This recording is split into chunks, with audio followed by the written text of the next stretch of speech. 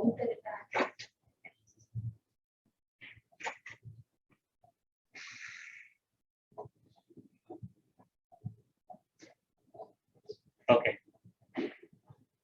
Now today we will see in cost accounting material cost.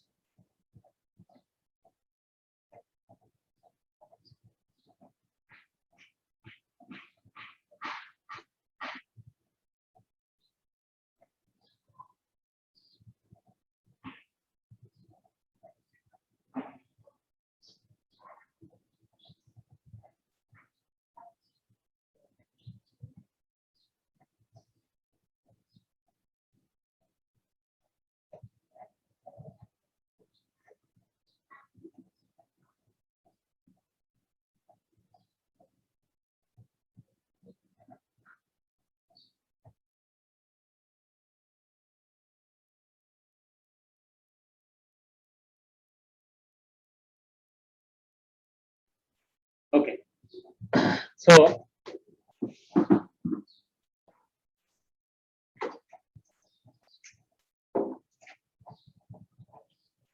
you all know material is primary element of any product.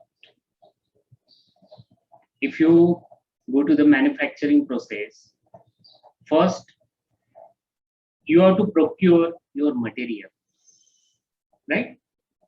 Means if you purchase material, then you can process on that material, then you will get final product. So there are 3 steps. First, procurement of material, then process on that material, and last, finished product, and then you can sell that product. So material is the element of any cost. यानी material जो है, ये material आपके पास पहला step है। जब भी आप प्रोडक्शन कर रहे हो, प्रोडक्ट आपके पास मैन्युफैक्चर कर रहे हो, तो मटेरियल ये सबसे जरूरी चीज है। तो ये जो मटेरियल है, ये मटेरियल आपको परचेस करना पड़ता है, राइट? तो परचेस कहां से करें, परचेस कब करें, परचेस कितना करना चाहिए, परचेस कॉस्ट कितनी होनी चाहिए, यानी ये सब जो आपको डिसीजंस लेने हैं। डिसीजंस क्यों लेने हैं? क्योंकि आपका प्रोडक्ट का जो फाइनल कॉस्ट आने वाला है, वो प्रोडक्ट का फाइनल कॉस्ट तो आपका कॉम्पिटिटिव होना चाहिए। यानी आप सेल करने जा रहे हो, राइट? तो सेल करने के लिए आपके पास जो भी कॉस्टिंग रहेगी, जो भी प्राइस रहेगा, वो कॉम्पिटिटिव होना चाहिए, राइट? मार्केट में आपका कुछ तो डिफरेंशिएट होना चाहिए। तो आपका ये पहला स्टेप है मटेरियल का। जो मटेरियल ही है जो फाइनल प्रोडक्ट तक उसमें रहता है। जैसे कि अभी समझो आप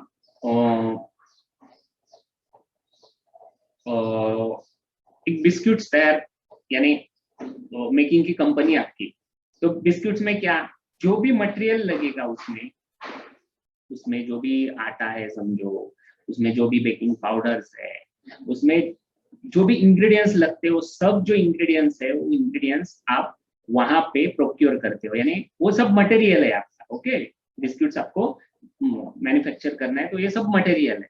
तो मटेरियल के ऊपर आप प्रोसेस करते हो, प्रोसेस के बाद आपका फाइनल प्रोडक्ट जो भी आपका बिस्कुट्स है वो आएगा, वो मार्केट में सेल होगा, राइट? तो आपका मटेरियल, उसका जो कॉस्ट है, मटेरियल का जो प्रोक्योरमेंट है, वो ही सही नहीं किया आपने, तो आगे जाके आपका बिस्किट्स भी मैन्युफैक्चर सही नहीं होगा, राइट? उसका कॉस्टिंग भी सही नहीं होगा, उसका प्राइसिंग भी सही नहीं होगा। यानी देखिए, यानी मटेरियल कितना इंपॉर्टेंट है। तो वो जो इंग्रेडिएंट्स है, वो इंग्रेडिएंट्स आपको कंट्रोल करने के लिए आपके पास एडिक्वेट सिस्टम होना चाहिए, मटेरियल कंट्रोल सिस्टम होना चाहिए। तो वो जो मटेरियल है वो कैसे कंट्रोल किया जाता है, मटेरियल की सिस्टम कैसे फॉलो की जाती है, कैसे प्रोक्यूरमेंट किया जाता है, वो सब अपन इसमें मटेरियल कॉस्ट में देखने वाले हो। यानी यहाँ पे साइंटिफिक मेथड्स कैसे है, ओके, उसके बारे में पूरे टॉपिक में देखने वाले हैं और प्रैक्टिकल प्रॉब्लम उसके ऊपर देखने वाले हैं। Okay, material cost. Material cost is defined as cost of material of any nature used for the purpose of production of product or a service। यानी मटेरियल कॉस्ट इसका मतलब ही है कि कॉस्ट ऑफ मटेरियल, यानी मटेरियल का वो cost है जैसे कि वो आपको प्रोडक्शन करने के हेतु से आपके पास वो परचेस करते हो आप, क्योंकि उसमें से प्रोडक्ट मेकिंग के लिए अगर सर्विस है, आपकी सर्विस कंपनी है तो सर्विस कंपनी में लगता है, इसके लिए आप वो मटेरियल यूज करते हो और उसका कॉस्टिंग किया जाता है, उसको बोलते हैं material cost. Material cost is the cost of commodity supplied to an undertaking. Direct materials are the materials whose cost can be attributed to cost object in economically feasible way। यानी आपको जो भी कमोडिटीज सप्लाई होंगे, क्योंकि production करने के लिए वो कमोडिटीज का जो भी कॉस्टिंग रहेगा, जो भी उसके साथ मटेरियल लगेगा, वो सब मटेरियल कॉस्ट में, उसका जो कॉस्टिंग है वो सब मटेरियल कॉस्ट में आ जाएगा। जैसे कि डायरेक्ट मटेरियल है, राइट, तो डायरेक्ट मटेरियल जो रहता है उसका एट्रीब्यूटेड, यानी वो डायरेक्ट मटेरियल इंक्लूड रहता है आपका लास्ट ऑब्जेक्ट बनने तक, यानी लास्ट प्रोडक्ट बनने तक आप आइडेंटिफाई कर सकते हो कि इसमें ये लगा हुआ है, इसमें ये है मटेरियल उस कमोडिटी में, यानी जो भी प्रोडक्ट आप फाइनल करोगे उस फाइनल प्रोडक्ट में आप बता सकते हो कि हाँ इसमें ये मटेरियल लगा हुआ है। ये जो आइडेंटिफाई आप कर सकते हो उसको बोलते हैं डायरेक्ट मटेरियल। जिसको आप आइडेंटिफाई नहीं कर सकते उसको बोलते हैं indirect material. So indirect material are the materials whose cost cannot be directly attributed to particular cost object। तो उसको बोलते हैं इनडायरेक्ट मटेरियल, यानी आप डायरेक्टली नहीं बोल सकते कि इसमें ये लगा हुआ है, आपको नहीं समझेगा वो लगा हुआ है करके, तो उसको बोलते हैं इनडायरेक्ट मटेरियल, राइट। पर उसने आपका प्रोडक्ट बनने का काम तो किया है, पर आपको दिखेगा नहीं उसमें कि वो प्रोडक्ट उसमें है करके, तो उसको बोलते हैं indirect material. Okay, next, material control. Material control is the safeguarding of company's property in the form of material by proper system of recording, and also to maintain them to the optimum level considering operating requirements and financial resources of business।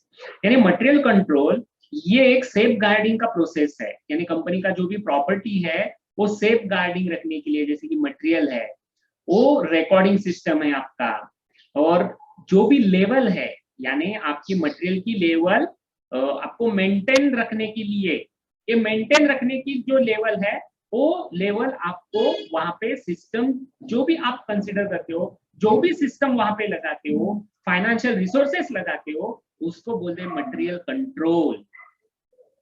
Okay, तो material control यानी आपका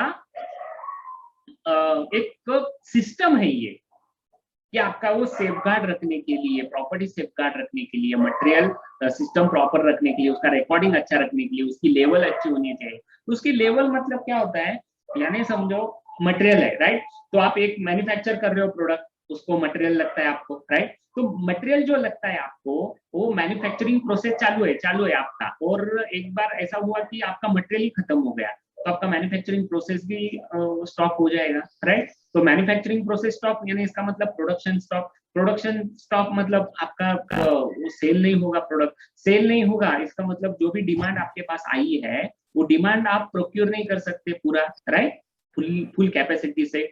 अगर customer बोल रहा है कि हमें आपका प्रोडक्ट चाहिए, बाजार में नहीं मिल रहा है क्योंकि मैन्युफैक्चर ही नहीं हो रहा है, क्योंकि मटेरियल ही नहीं है, इसका मतलब क्या होगा, आपका ये नाम तो खराब होगा ही होगा, पर आपका सेल भी कम होगा, आपका फाइनेंशियल लॉस भी होगा। तो इसके लिए आपका मटेरियल का लेवल अच्छा रखना ये सबसे इंपॉर्टेंट है, मटेरियल का लेवल अच्छा रखना, यानी अच्छा रखना मतलब एक ऑप्टिमम लेवल पे रखना चाहिए कि वहां पे आपका नुकसान ना हो, जैसे कि डिमांड हो रहा है वैसे कि आपका सब मैन्युफैक्चर हो रहा है, ये आप कर सकते हो, ऐसी लेवल आपको रखनी चाहिए, तो फिर ये मटेरियल आपको कंट्रोल करने में आना चाहिए। तो मटेरियल कंट्रोल एक सिस्टम है, ओके। एक बात पूछनी है, कोई भी बता सकता है आपको, बाजू में सब एकदम आवाज आ रहे है कि आपको डिस्टर्ब हो रहा है क्या? मेरे को एक बात बताइए प्लीज। अरे बाजू में मैं बोल रहा हूँ तो बाजू में कुछ आवाज वगैरह आ रहे है क्या? नहीं सर। नहीं ना, उतना डिस्टर्ब नहीं हो रहा है ना? क्योंकि नहीं नहीं। बाजू में काम चालू है और गाड़ी की भी आवाज आ रही है और प्रॉब्लम हो रही है, इसलिए बोल रहा हूँ। अगर ऐसा रहेगा तो मेरे को बताइए, no problem. Okay, now next, objective of material control. यानी मटेरियल कंट्रोल क्यों करना चाहिए, उसका ऑब्जेक्टिव क्या है? पहला ऑब्जेक्टिव है to avoid understocking, that is to provide continuous supply of material so that the production is not held up। यानी आपका जो भी मटेरियल है वो कंटिन्यूसली चलना चाहिए। अगर कंटिन्यूसली चलेगा तो ही आगे जाके आप प्रोडक्शन कंटिन्यूसली कर सकते हो। अगर रुक गया तो आपका प्रोडक्शन भी रुक जाएगा, आपका सेल भी रुक जाएगा, यानी ये सब कनेक्टेड है। तो इसलिए मटेरियल जो है आपका कंटिन्यूसली चलना चाहिए। अंडर स्टॉकिंग यानी स्टॉक कभी भी कम नहीं रहना चाहिए, स्टॉक ऑप्टिमम लेवल पे, ज्यादा भी नहीं रहना चाहिए। अगर समझो ज्यादा रह गया तो क्या होगा, कोई बता सकता है मेरे को? अगर ज्यादा रह गया स्टॉक तो क्या होगा? ज्यादा अगर हो गया स्टॉक समझो तो क्या होगा, आपको क्या लगता है? एक आध पॉइंट बताइए। मटेरियल अगर ज्यादा होगा तो कॉस्ट भी उसका ज्यादा ही होगा ना, बिकॉज वो अगर यस, हाँ बोलिए बोलिए बोलिए। क्योंकि वो कॉस्ट मटेरियल नहीं, वो बस इतना ही मटेरियल रहेगा तो उसका, क्योंकि हम लोग एक्स्ट्रा मटेरियल लाए तो एक्स्ट्रा मटेरियल का अलग से कॉस्ट होगा ना। हमको अगर 50 चाहिए और अगर हम लोग 100 लाए तो वो बचे हुए 50 का तो हमको कॉस्ट एकदम बराबर है। यानी आपका बोलने का मतलब क्या है, समझो अपन ने ओवर स्टॉक कर दिया तो ओवर स्टॉक से क्या होगा, वो स्टॉक पड़ा रहेगा। वो स्टॉक पड़ा रहेगा इसका मतलब क्या होगा, आपको टोटल स्टॉक जब करोगे आप उसका टोटल कॉस्टिंग में लेना पड़ेगा। अगर टोटल कॉस्टिंग में ले लिया और आपका वेयर हाउस में पड़ा ही हुआ है यानी उसका कुछ काम नहीं है, उसको बोलेंगे आप डेड स्टॉक। वो स्टॉक आपको कॉस्टिंग में लेना पड़ेगा, यानी आपका टोटल जो प्रोडक्शन का प्राइस है, टोटल जो प्रोडक्शन का कॉस्ट है वो बढ़ जाएगा। तो ये भी हालत खराब हो जाएगी आपकी। तो ऑप्टिमम लेवल क्यों बोला है, ऐसे ही होना चाहिए कि कम भी नहीं होना चाहिए और ज्यादा भी नहीं होना चाहिए, ऐसे आपको वहां पे करना है। इसलिए तो ये टॉपिक में अपन को वही देखना है कि वही लेवल कैसे आप साइंटिफिकली कैलकुलेट कर सकते हो। और वो लेवल हमेशा, अगर आप आगे जाके स्टॉक मैनेजर बनोगे, आप मटेरियल मैनेजर बनोगे, आप कॉस्ट मैनेजर बनोगे, तो ये ध्यान रखना चाहिए कि ये लेवल कैसे आपकी फॉलो होगी, ये लेवल कैसे फॉलो की जाती है। यानी मैं आपको एक चीज बताता हूँ, ये यानी जैसे अपन अभी सीखेंगे या फिर आप जो भी जितना भी आप अभी सीख रहे हो या फिर मैं बता रहा हूँ आपको, उतना भी इजी नहीं है यार। ये याद रखिए, उतना भी इजी नहीं है। Cost management is difficult task of any manufacturing process, एकदम डिफिकल्ट टास्क है ये। यानी उसके ऊपर सब है कॉस्टिंग का। अगर वो मटेरियल, अगर वो कॉस्टिंग अच्छी तरह से कंट्रोल नहीं कर पाया तो आगे जाके सब बिगड़ सकता है। यानी कितना मैन्युफैक्चरिंग जो भी कंपनीज है उसमें जो कॉस्ट मैनेजर है, उसमें जो मटेरियल मैनेजर है, उसके ऊपर कितना लोड होता है, कितना प्रेशर होता है, कि ये ज्यादा नहीं होना चाहिए। यानी जैसे कि एक्सटर्नल एनवायरनमेंट से जब भी प्रॉब्लम होता है, जैसे कि अभी अपन करंट जो अगर ताजा एक उदाहरण लेंगे तो क्या लेंगे, ये अभी कोरोना का देखो, कोरोना में क्या हुआ, सब बंद था। सब बंद था मतलब समझो एक कंपनी है, उसका चल रहा है कंटिन्यूस प्रोसेस, चल रहा है कंटिन्यूस प्रोसेस चल रहा है, उसको क्या मालूम कल लॉकडाउन होने वाला है। वो बेचारे ने 6 महीने का स्टॉक लाके रख दिया, राइट, और 6 महीने का स्टॉक लाके रख दिया और बाद में बताया कि सब लॉकडाउन करना है, यानी सब कंपनी बंद रखनी है, राइट। तो अगर टोटल कंपनी बंद रखोगे आप और स्टॉक पड़ा हुआ है, उसका कॉस्टिंग का क्या करेंगे आप? 6 महीने का स्टॉक पड़ा हुआ है, ऐसे बहुत कंपनी में ऐसा हुआ है, तो कहाँ से करेंगे, क्या करेंगे वो? इसलिए ये जो रहता है एक्सटर्नल एनवायरनमेंट, यानी ऐसा कुछ अगर हो गया, बाढ़ आ गया, यानी अर्थक्वेक आ गया, कुछ भी आ गया, ये भी ध्यान में रखना चाहिए कि कल अगर ये भी चीज अपने पास आती है तो क्या करना चाहिए। ये भी मैनेजर को देखना जरूरी होता है। इसलिए ये मटेरियल कंट्रोल है ना, इजी यानी चीज नहीं है। Okay, very good, very good. Next, to avoid over stocking to reduce carrying cost and avoid surplus and absolute stock. यानी जैसे कि अभी अपन ने बताया वैसे ओवर स्टॉकिंग करना अच्छा नहीं है, क्योंकि कैसा है, कैरिंग कॉस्ट है, वो कैरिंग कॉस्ट आपको रिड्यूस करना चाहिए। कैरिंग कॉस्ट अगर रिड्यूस हो गई तो कैरिंग कॉस्ट वगैरह क्या है ना, वो अपन इसमें आगे जाके ना देखेंगे, जब फॉर्मूलाज वगैरह आएंगे तब आपको कैरिंग कॉस्ट वगैरह कैसे कैसे कैलकुलेट किए जाते हैं वो सब समझ में आ जाएगा। यानी जो भी आपका सरप्लस स्टॉक है, जो भी स्टॉक ओवर स्टॉकिंग हो रहा है, उसका जो भी कॉस्टिंग है, वो सब अवॉइड करने के लिए आपको मटेरियल कंट्रोल करना, मटेरियल कॉस्टिंग करना जरूरी होता है, यानी उसका बजटिंग वगैरह करना। Okay, now next, to obtain material of the required quality at minimum cost from a reliable source. यानी आपको मटेरियल वहां से लेना चाहिए जहां पे आपका मिनिमम कॉस्ट हो। यानी जो सप्लायर होता है, सप्लायर आपको मटेरियल देता है, राइट, तो सप्लायर ऐसा चुनो कि वहां पे आपका मटेरियल का कॉस्ट ना कम से कम रह जाए, ऐसा नहीं कि महंगा कॉस्ट आप ले लो। यानी इसका मतलब है, अभी मेरे को कोई बता सकता है एक नॉलेज के हिसाब से, एक जनरल नॉलेज के हिसाब से, मटेरियल आपके पास लाने के लिए आप पहला स्टेप क्या करते हो? कोई बता सकता है मेरे को, कोशिश कर सकता है क्या? मटेरियल आपके पास मैन्युफैक्चरिंग में, अभी आपका मैन्युफैक्चरिंग यूनिट है, उसमें मटेरियल लाना है, तो पहला स्टेप आप क्या करते हो? कैपिटल। कैपिटल, यानी कौन सा कैपिटल?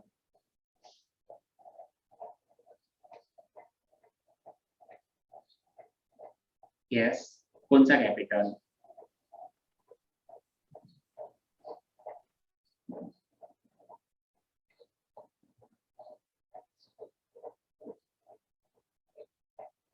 जो जो आपको लगता है ना वो बोलिए, नो प्रॉब्लम। ऐसा नहीं कि पहला स्टेप वही होना चाहिए, ऐसा भी नहीं है, मैं वो निकाल देता हूँ। ओके, पहला स्टेप वगैरह छोड़ दीजिए, स्टेप्स बताइए मेरे को, वो कनेक्ट करेंगे अपन वो सब स्टेप्स।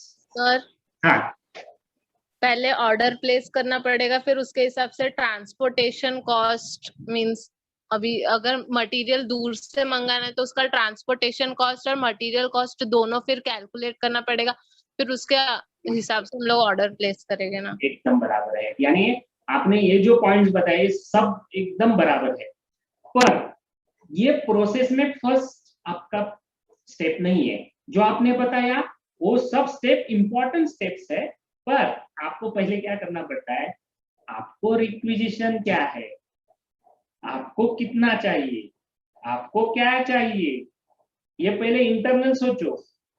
यानी आपका रिक्विजिशन ले लो ना। फाइनेंस। फाइनेंस, आपने क्या बताया? फाइनेंस। ओके, फाइनेंस बराबर है, आपका फाइनेंस भी होता है। यानी मैंने यानी पहला क्वेश्चन क्या पूछा था कि पहला स्टेप क्या है, राइट? बाद में मैंने क्या आपको पूछा कि कौन सा भी पॉइंट बताओ, अपन कनेक्ट करेंगे। ओके, तो आपने जो जो पॉइंट्स बताए वो कनेक्ट करेंगे अभी। हाँ, तो कैसा है, आपको पहले रिक्वायरमेंट है या नहीं, ये पहले देखो। तो आपका रिक्विजिशन होना चाहिए, आपका रिक्वायरमेंट पहले कैलकुलेट करो कि आपको रिक्वायरमेंट कितना है। उसके बाद आप पहले ये देखो कि आपके रिक्वायरमेंट के हिसाब से मार्केट में कौन दे रहा है आपको। बराबर है, आपके रिक्वायरमेंट के हिसाब से मार्केट में कौन दे रहा है, तो उसको क्या बोलते हैं? कोई बता सकता है मेरे को उसको क्या बोलते हैं, इस प्रोसेस को? वो मेरे को वर्डिंग चाहिए था आपके तरफ से, इसलिए मैं रुका हूं। प्लानिंग। हाँ, प्लानिंग तो आपको करना ही चाहिए, हर स्टेप पे प्लानिंग करना चाहिए। बराबर है, आपका प्लानिंग एक ब्रॉड कंसेप्ट है, जो आपने बताया वो ब्रॉड कंसेप्ट है, यानी वो मटेरियल के लिए लागू हो गया ऐसा नहीं है, वो ब्रॉड कंसेप्ट है। प्लानिंग तो होनी चाहिए, प्लानिंग के सिवा तो होगा ही नहीं है, एकदम बराबर है। फिर भी जो मैं अभी बताया ना कि रिक्वायरमेंट पहले आपकी, और रिक्वायरमेंट के बाद यानी उसमें वो प्लानिंग आएगा, जो आपने बताया ना, प्लानिंग करते वक्त ही वो रिक्वायरमेंट के बारे में सोचेंगे।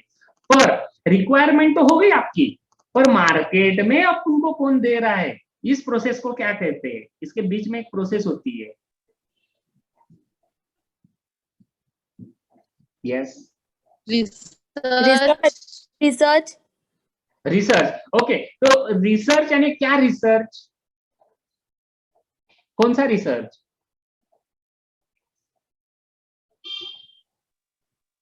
हम लोग को जो प्रोडक्ट चाहिए वो कौन सा, मीन्स की होलसेल या रिटेलर हमको कितने प्राइस में दे रहा है, जो सबसे कम प्राइस में दे रहा है, मतलब वो उससे हम लोग ऐसा खरीदेंगे ऐसा। यस यस, आप जो बता रहे हो ना एकदम 100% सही है, पर उसको एक वर्ड है, आप जो बता रहे हो ना, आप प्रोसेस बता रहे हो, उसकी प्रोसेस, मैंने क्या पूछा कि इसी प्रोसेस को एक वर्ड है, word market research. Market research. पर मार्केट रिसर्च कर दिया सप्लायर सर।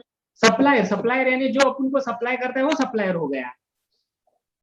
पर मैंने क्या बोला आपको, आपकी रिक्वायरमेंट है, आपने मार्केट रिसर्च भी कर दिया, और आपको मार्केट के हिसाब से आपने जो रिसर्च किया है उस हिसाब से कौन देगा, रिटेलर। हाँ नहीं नहीं ऐसा नहीं, कौन देगा ये प्रोसेस करने की चीज यानी क्या होती है, वो सब देंगे आपको आपको सब देंगे, रिटेलर देगा, वो देगा, ये देगा, पर इसकी प्रोसेस को क्या बोला जाता है,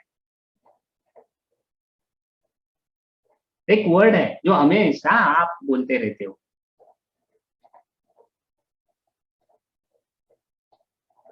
सेल्स प्रोसेस। सेल प्रोसेस नहीं, सेल तो वो करेगा ना अपन को, अपन की परचेस प्रोसेस, वो तो बाद में होने वाली है परचेस प्रोसेस।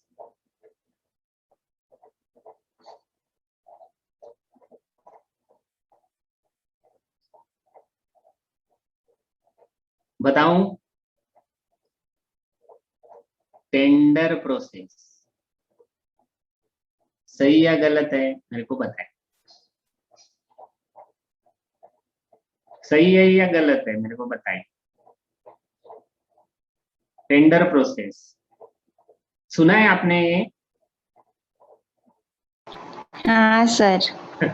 टेंडर प्रोसेस, आप पहले टेंडर निकालोगे, बराबर है, आपको जो चाहिए जैसा चाहिए वैसे पहले टेंडर आप ये करोगे ना मार्केट में कि कौन दे सकता है, तो टेंडर आपका भरेंगे लोग, जो रिटेलर आप बोल रहे हैं ना वो सब टेंडर भरेंगे आपके कंपनी में कि मैं दे सकता हूँ, मैं दे सकता हूँ, मैं दे सकता हूँ। उसके बाद क्या करोगे आप, उस टेंडर में जो आपने प्रोसेस बताई, एक्चुअली कृतिका ने प्रोसेस बताई ना, जो प्रोसेस आपने जो बताई है ना अभी, वो प्रोसेस अभी स्टार्ट होगी, उसको मतलब वर्डिंग चाहिए था सिर्फ मेरे को, टेंडर, राइट। उसके बाद क्या करोगे, टेंडर एक बार आपने निकाल दिया, टेंडर मार्केट में दोगे, और टेंडर निकालने के बाद क्या होगा, वो टेंडर भरेंगे आपका।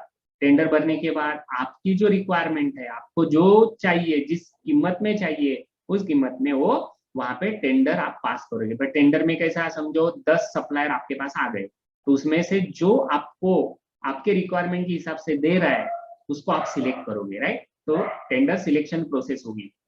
उसके बाद टेंडर सिलेक्शन के बाद वो जब आपको देगा एग्रीमेंट की मैं हाँ इतने इतने कीमत में आपको सब दूंगा, उस टेंडर को लेके आप एक ऑर्डर प्रिपेयर करोगे। वो ऑर्डर प्रिपेयर करने के बाद उसको प्लेस करोगे, राइट। तो ऑर्डर किसके पास जाएगा, उस सप्लायर के पास जाएगा। तो वो सप्लायर उस टेंडर के हिसाब से आपको ऑर्डर देगा, और ऑर्डर क्या करेगा, वहां से डिस्ट्रीब्यूट करेगा आपको ऑर्डर। वो ऑर्डर डिस्ट्रीब्यूट करने के बाद आपके पास वो आ जाएगा, राइट, आपके वेयर हाउस में आ जाएगा। तो आप वहां पे क्या देखोगे कि आपने जो क्वांटिटी में मंगवाया है उस क्वांटिटी में आया है क्या नहीं, वो देखोगे। तो परचेस मैनेजर क्या देखेगा कि टेंडर में जो लिखा था, टेंडर में जो भी पास हुआ था, टेंडर के हिसाब से जो भी कीमत है वही कीमत लगा के उसने भेजा है क्या, वही क्वालिटी क्या है क्या, वही क्वांटिटी का है क्या, वो सब देखेगा, राइट। वो देखने के बाद एक बार परचेस मैनेजर उस पे साइन करने के बाद, सुपरवाइजर साइन करने के बाद अकाउंट के पास जाएगा और उसका बिल निकलेगा और सप्लायर को पैसा मिलेगा, बराबर है। इसलिए उसमें जो इंपॉर्टेंट चीज है वो टेंडर प्रोसेस है। टेंडर आप पास करो तभी जाके आपको अच्छा सप्लायर मिल जाएगा, राइट। तो इसलिए टेंडर प्रोसेस की जाती है। टेंडर प्रोसेस क्यों की जाती है, वही कि आगे जाके ऐसा ना हो कि आप मैक्सिमम प्राइस से आप ले रहे हो, मार्केट में और भी आपको मिल सकते थे सप्लायर। कभी कभी क्या रहता है, आपको कभी कभी मालूम रहता है, यानी समझो 10 साल से आपको एक सप्लायर सप्लाई कर रहा है, तो आपको मालूम रहता है हाँ चलो ये सप्लायर है, उसके पास से अपन को मिलेगा, ऐसा पता चलता है। पर समझो आप मार्केट में नए हो, आप किसी को पहचानते नहीं हो, तो आपके पास एक चीज है, आप टेंडर निकाल सकते हो। अगर आपने टेंडर निकाल दिया तो मार्केट में से जो भी सप्लायर्स है वो सप्लायर्स एडवर्टाइज देखेंगे आपकी पेपर में वगैरह, जो भी आप यूज करोगे मीडियम, तो उसमें आपका सब एडवर्टाइज देख के वो आपके पास आ जाएंगे और बोलेंगे हाँ मेरे पास ये सप्लाई कर सकता हूँ, मैं ये मटेरियल दे सकता हूँ, इस प्राइस में दे सकता हूँ, ऐसा होता है। तो उसमें से आप सिलेक्ट करोगे, तो ये टेंडर प्रोसेस रहती है। Okay, next, to minimise the total cost, same जैसे अपन ये सब जो भी बोल रहे हैं ना वही है वो, यानी आपका टोटल कॉस्ट जो है मिनिमाइज हो जाए, जैसे कि ऑर्डरिंग कॉस्ट वो भी मिनिमाइज हो जाए, कैरिंग कॉस्ट मतलब ये सब आपके पास लाने के लिए, रखने के लिए, जो भी मटेरियल रखने के लिए जो भी कैरिंग कॉस्ट है वो सब कैरिंग कॉस्ट आपको कम रखने के लिए मटेरियल कॉस्टिंग इंपॉर्टेंट है, मटेरियल कंट्रोल इंपॉर्टेंट है। Okay, to avoid wastage and losses during storage and uses, यानी वेस्टेज लॉसेस ना होना चाहिए, इसलिए उसके ऊपर कंट्रोल होना चाहिए। क्योंकि कैसा रहेगा, आपका स्टॉक पड़ा रहेगा, कई स्टॉक ऐसे रहते हैं कि पेरिशेबल रहते हैं, तो कई स्टॉक पेरिशेबल रहने से ज्यादा दिन रहेगी आपके वेयर हाउस में तो वो खराब हो जाते हैं, खराब यानी वो आपका वेस्टेज लॉसेस ही है ना वो, तो इस हिसाब से आपको उसके ऊपर ध्यान देना जरूरी है। इसलिए मटेरियल कंट्रोल करते वक्त ये थोड़ा ध्यान दीजिए, ऐसा बोल रहे हो, ऑब्जेक्टिव है उसका। Now procedure of receipt of material, यानी आप जब मटेरियल लोगे तो उसका प्रोसीजर क्या क्या रहेगा, तो देखिए फर्स्ट है परचेस रिक्विजिशन, राइट, यानी पहले परचेस रिक्विजिशन फिलअप करोगे। ये परचेस रिक्विजिशन जो रहता है वो परचेस मैनेजर या फिर जो भी आपका स्टोर मैनेजर वो प्रिपेयर करता है वहां पे कि आपका रिक्विजिशन कितना है, कितना आपको मटेरियल चाहिए वो। Okay, then inquiry and tenders, यानी कैसा रहता है उसमें टेंडर, आप जैसे अभी मैंने बताया वैसे आप इंक्वायरी करते हो मार्केट में या फिर टेंडर देते हो, टेंडर भरते हो, एडवर्टाइज निकालते हो कि टेंडर भरना है तो किसी को भर दीजिए और मेरे को सप्लाई कीजिए मटेरियल, तो उस हिसाब से टेंडर निकालते हो। टेंडर के बाद आपके सप्लायर टेंडर भर देते हैं, वो भरने के बाद आपको वहां पे सिलेक्ट करना होता है कि कौन सा सप्लायर आपको सही है, कौन सा सप्लायर कम कीमत में दे रहा है, अच्छा क्वालिटी का दे रहा है। और ये भी देखना चाहिए हाँ सप्लायर आपका नजदीक का है या फिर यानी बाहर का है, वो भी देखना चाहिए। अगर नजदीक का रहेगा तो अच्छा रहता है, क्योंकि आपका जो प्लेसिंग कॉस्ट है वो सब, जो भी कैरिंग कॉस्ट है वो सब कम हो जाती है, तो इसलिए वो भी देखना चाहिए। ये सब देखा जाता है, इंक्वायरी की जाती है, राइट। नेक्स्ट है आपका परचेस ऑर्डर।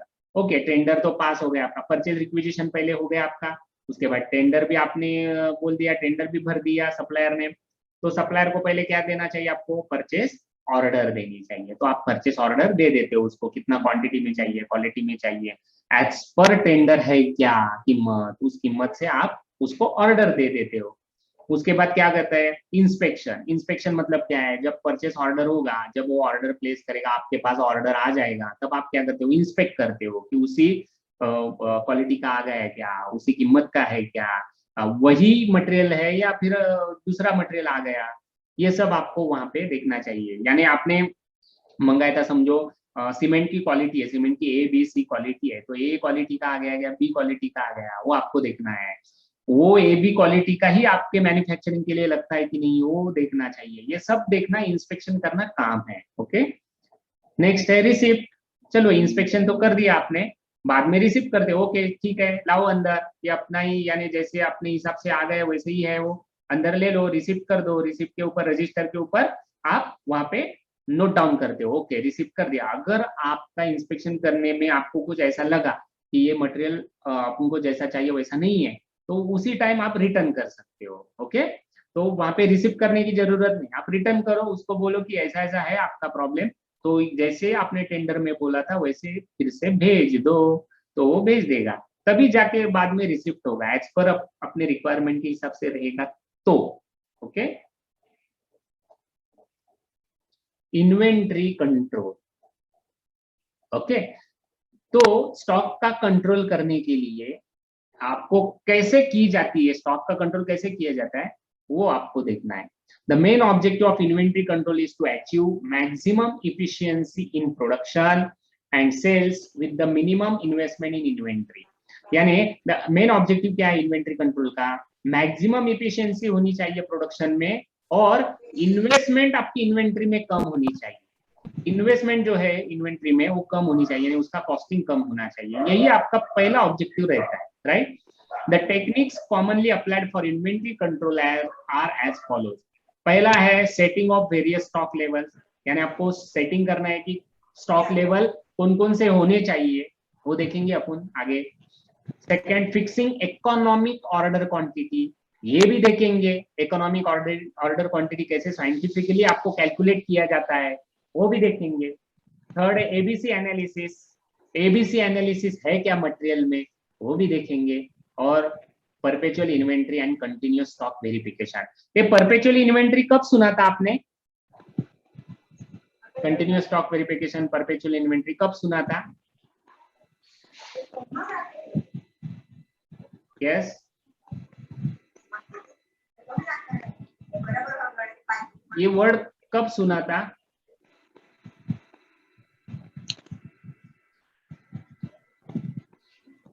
ग्रेजुएशन में कब सुना था ये?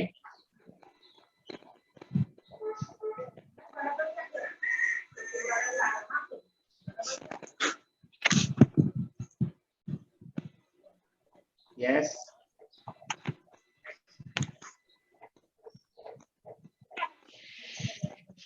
ये आपको हो गया था एफवाई में, FIFO method, weighted average method, उससे कर रहे थे ना, perpetual inventory system, right, periodic inventory system, perpetual inventory system, ये सब वहां पे हुआ था आपको एफवाई में। सेम यहीं पे है, सेम ही है, कुछ भी नहीं, उसमें कुछ अलग है ही नहीं, वही है। ओके, तो वो भी देखने वाले हैं। तो पहला है आपका setting of various stock level. तो नेक्स्ट टाइम अपन देखेंगे कि लेवल्स कैसे रहते हैं, लेवल्स कैसे करना है आपको। ओके,